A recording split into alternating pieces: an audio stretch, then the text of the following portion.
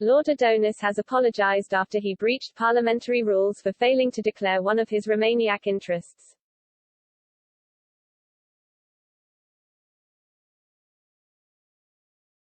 The anti-Brexit politician, who wants the UK to rejoin the EU, was hauled over the coals for failing to register his directorship of the European Movement of the United Kingdom Limited.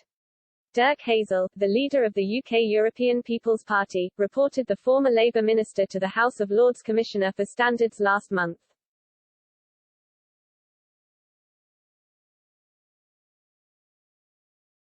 The Labour peer had registered himself as chairman of the cross-party organisation working to build closer relationships with the EU that we believe will benefit our country.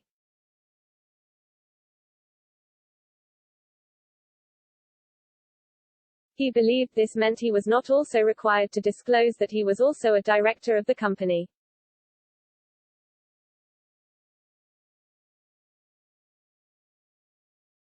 But under the House of Lords Code of Conduct for Members rules, all peers must declare every company they are involved in.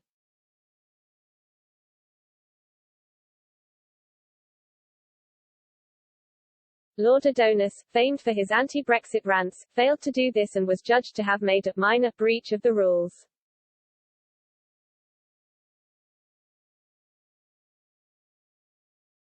In a report on the matter, Commissioner for Standards Akbar Khan wrote, "The code requires all directorships to be registered, even when the company is simply the corporate arm of a separately registered organization."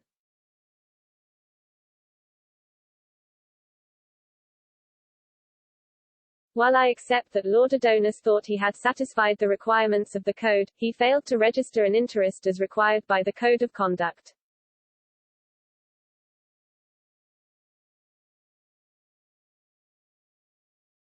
I conclude that Lord Adonis is in breach of paragraph 12 of the Code of Conduct.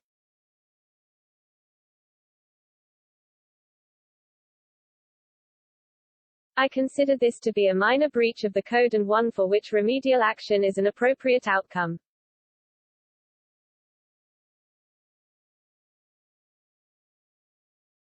As well as correcting his register of interests, I proposed a letter of apology to Lord Mance, chairman of the Conduct Committee, would be sufficient remedial action in this case.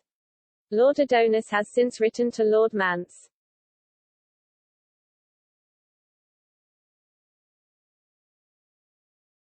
I am grateful to Lord Adonis for his cooperation in this matter and for his prompt response.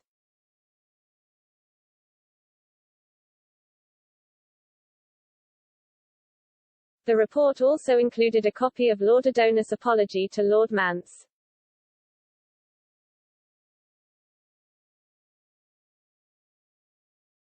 The Labour politician began it by stating that the breach was accidental.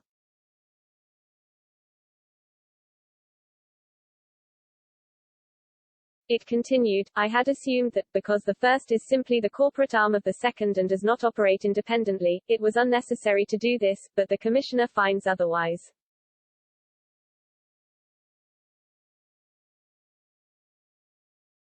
I accept this finding, and I have amended my entry in the register accordingly.